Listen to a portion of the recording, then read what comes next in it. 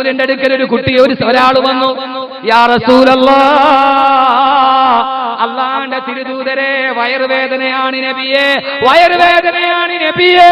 അല്ലാഹുവിന്റെ റസൂൽ പറഞ്ഞു, നീ തേൻ കുടിക്കുക. ആ മനുഷ്യൻ പോയി തേൻ കുടിച്ചു. രണ്ടാമത്തെ ദിവസം വന്ന്, നബിയേ, വയറുവേദനയ്ക്ക് കുറവില്ല നബിയേ. അല്ലാഹുവിന്റെ റസൂൽ പറഞ്ഞു, രണ്ടാമത്തെ പ്രാവശ്യവും പോയിട്ട് നീ തേൻ കുടിക്കുക സഹാബി. രണ്ടാമതും ആ സഹാബി തേൻ കുടിച്ചു. മൂന്നാമത്തെ ദിവസം അല്ലാഹുവിന്റെ റസൂലിന്റെ അടുക്കൽ വന്നിട്ട് പറഞ്ഞു, നബിയേ, വയറുവേദന മാറിയില്ല നബിയേ. മൂന്നാമത്തെ ദിവസവും പറഞ്ഞ് തേൻ കുടിക്കുക. മൂന്നാമത്തെ ദിവസം തേൻ കുടിച്ചപ്പോ അല്ലാഹുവിന്റെ റസൂലിന്റെ അടുക്കൽ വന്നിട്ട് സഹാബി പറഞ്ഞു, നബിയേ, വയറുവേദന മാറിയ റസൂലല്ലാഹ്, ലോകത്തിലെ ഏറ്റവും വലിയ ഔഷധമായി തേനിനെ പരിചയപ്പെടുത്തി കൊടുത്ത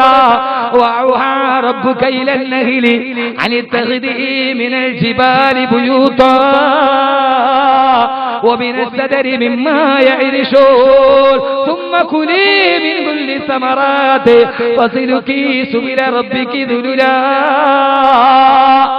നൂറ്റാണ്ടുകൾക്ക് മുമ്പ് ഖുർആനിൽ 114 സൂറത്തുകൾ.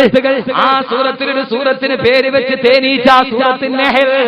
അല്ലാഹുവിന്റെ റസൂൽ ഓതുകയാണ്, പെൺതേനീച്ചയോട് പറഞ്ഞു, പെൺതേനീച്ചകളെ തേൻ ശേഖരിക്കുക.